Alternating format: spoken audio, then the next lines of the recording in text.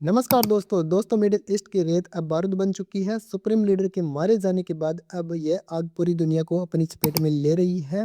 आज की तारीख 2 मार्च 2026 और पिछले कुछ घंटों में ऐसी खबर आई है कि जिसने वॉशिंगटन से लेकर दिल्ली तक हड़कंप मचा दिया है। कुवैत के आसमान में गश्त लगा रहे अमेरिका के 2 लड़ाकू विमान यूएस फाइटर जेट्स अचानक क्रैश हो गए। पेंटागन ने इस क्रैश की पुष्टि कर दी है, लेकिन सवाल ये है कि टेक्निकल फॉल्ट था या ईरान के इलेक्ट्रॉनिक वॉरफेयर का खौफनाक नतीजा। दूसरी तरफ अमेरिका ने इस महायुद्ध को रोकने के लिए ओमान के जरिए ईरान को सीक्रेट वार्ता यानी कि सीक्रेट पीस टॉक के लिए प्रस्ताव भेजा था, लेकिन ईरान के रेवोल्यूशनरी गार्ड ने इस प्रस्ताव को सीधे कूड़ेदान में डाल दिया और कहा अब कोई बातचीत नहीं होगी, अब सिर्फ मिसाइलें बात करेगी। आज की इस वीडियो में हम जानेंगे कुवैत में अमेरिकी जेट कैसे गिरे, क्या रूस और ईरान के साइबर वेपन ने किया कमाल, युद्ध की आग में कुवैत क्यों गिर गया और वहां मौजूद अमेरिकी बेस का क्या होगा, ईरान में अमेरिका के शांति प्रस्ताव को लात क्यों मारी है, तेल की कीमतें में विस्फोट और कुवैत में मौजूद 10 लाख भारतीय की सुरक्षा पर मंडराता सबसे बड़ा खतरा। यह वीडियो अंत तक जरूर देखें क्योंकि आज जो कुवैत में हो रहा है वो कल भारत की अर्थव्यवस्था का दम निकाल सकता है। सबसे पहले चलते हैं जीरो ग्राउंड पर क्या हो रहा है। 2 मार्च की सुबह कुवैत के उत्तरी रेगिस्तानी इलाकों में यानी कि इराक के सीमा के पास में एक जोरदार धमाका हुआ। कुवैत के स्थानीय लोगों ने आसमान में आग के गोले गिरते हुए देखे।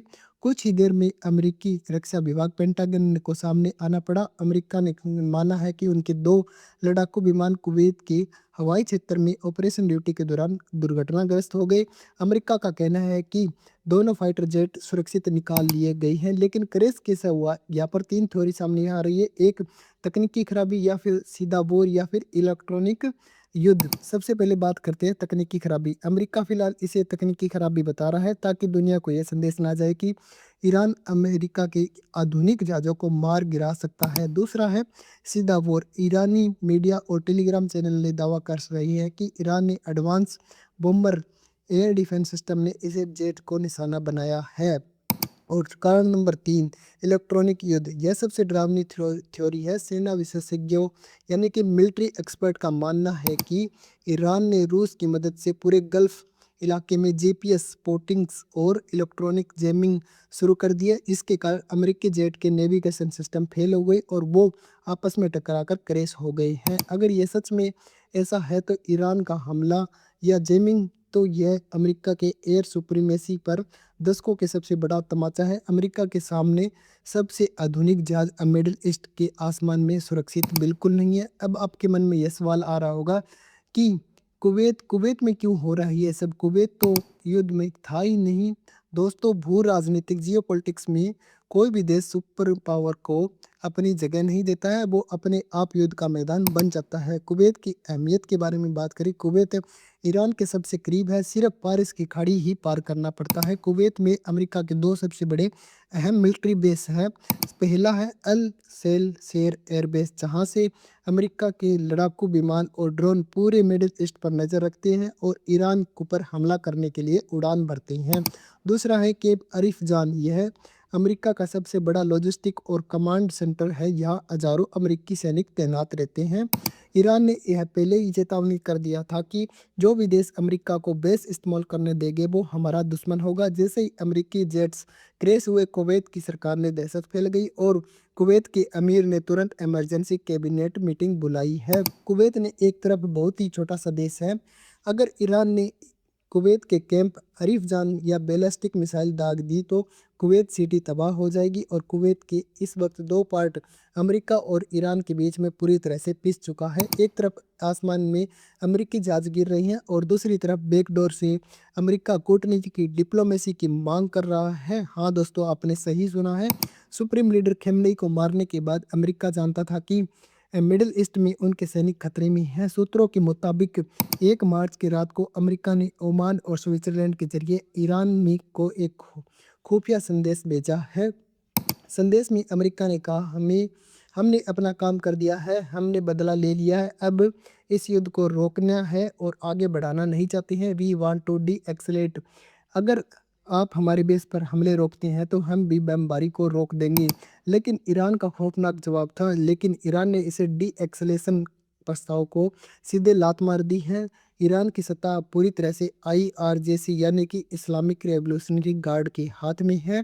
आईआरजेसी के चीफ ने सरकारी टीवी पर आकर अमेरिका को ग्रेट शैतान कहा और ऐलान किया, हमारे सुप्रीम लीडर का खून कोई व्यापार डील नहीं है जिस पर टेबल पर बैठकर बात की जाए। हमारे पिता को मारा है, अब हमारे बीच कोई डिप्लोमेसी नहीं बची है, अब सिर्फ मिसाइलें और ड्रोन बात करेंगे। हमारा लक्ष्य सिर्फ एक है, अमेरिका को मिडिल ईस्ट से हमेशा के लिए उखाड़ फेंकना। ईरान ने साफ कर दिया है कि यह अब टोटल बोर है। और सबसे डरावनी बात यह है कि ईरान ने न्यूक्लियर बम बनाने के लिए 100% यूरेनियम बना लिया है और यानी कुछ ही हफ्तों के बहुत दूर है न्यूक्लियर बम बनाना। इस महायुद्ध का असर अमेरिका या ईरान से ज़्यादा किसी पर पड़ रहा है तो वो है हमारा प्यारा भारत और कुवैत। कुवैत का इस युद्ध में गिरना भारत के लिए एक सीधा रेड अलर्ट है। रेड अलर्ट यह है कि 10 लाख भारतीय की जान। ये दोस्तों कुवैत की कुल आबादी लगभग 43 लाख के आसपास है और आप जानकर हैरान होंगे कि इसमें 10 लाख से ज़्यादा करीब यानी कि 21% भारतीय नागरिक है, जिसमें से नर्सें, इंजीनियर, लेबर और अकाउंटेंट्स। कुवैत की पूरी तरह से भारत पर निर्भर है। अगर ईरान ने कुवैत के अमेरिकी बेस पर मिसाइलें दागी तो वो मौजूद भारतीय की जान सीधे खतरे में आ जाएगी। भारत सरकार ने इमरजेंसी के कंट्रोल रूम एक्टिव कर दिए हैं। अगर हालात बिगड़े तो इतिहास का सबसे बड़ा एयरलिफ्ट कुवैत ही करना पड़ेगा भारत के द्वारा। दूसरा सबसे बड़ा पॉइंट है द ऑयल क्राइसिस। ईरान ने शांति वार्ता को ठुकरा दिया और कुवैत जैसे ही तेल उत्पादक देश में जेट गिर रहे हैं। नतीजा ग्लोबल मार्केट में कच्चा क्रूड ऑयल की कीमतें रॉकेट की तरह ऊपर जा रही है। अगर यह युद्ध कुछ और दिन चला तो तेल 110 से 120 प्रति बैरल तक पहुंच सकता है। इसका सीधा असर आपकी जेब पर पड़ेगा। भारत में पेट्रोल डीजल की कीमतें आसमान छूने लगेगी और महंगाई की अलग ही चरम पर पहुंच जाएगी। The check points. ईरान ने स्टेट ऑफ हार्मोज से गुजरने वाले कमर्शियल जहाज पर भी खतरा बढ़ा दिया है। भारत को 60% तेल और गैस यहीं से आता है।